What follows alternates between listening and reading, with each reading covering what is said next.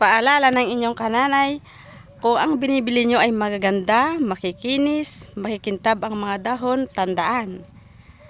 Bugbog yun sa spray. Kaya siya magaganda yung mga dahon, tulad ng mga pechay na halos wala kayong makitang butas. Yung mga prutas na halos kang kinis-kinis talaga, parang wala kang makikitang sira sa balat. Tandaan, alaga yan sa spray. Pero pag yung makita yung mga tanim ay maraming mga dahon na maraming mga butas-butas at mga prutas na parang hindi ganun kagandahan, hindi yan gaanong bugbog sa spray. Katulad ng kalamansi.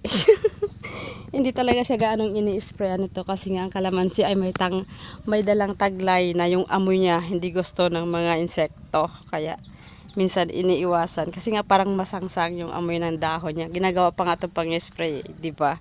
Paalala ng inyong kananay maging mapanuri sa mga binibili kasi para yon sa ating kalusugan. Share ko lang yan sa inyo mga kanay. Tignan nyo itong aking alokbati. Ayan. Ito yung mga sanga-sanga na naitapon lang dati doon sa kabilang side kasi nga nilinisan, so na karating siya rito yung may mga sangang natapon na yan na siya ngayon, no, nag-akyat na siya. Ayan.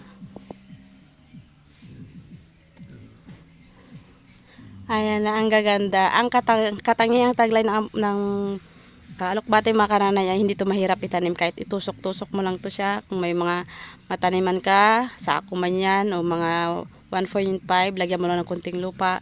Itusok mo lang ito siya, madaling mabuhay, hindi siya mahirap buhayin, hindi katulad siya ng kamuting bagay na kahit minsan hinahagis mo lang ay nabubuhay. Kaya maging masipag tayo magtanim para hindi tayo mawalan ng gulay. Kasi alam natin kung ano yung insektong nilalagay natin, kung pwede natin itong hindi sprayhan talaga. Kasi katulad nito nagtubo lang.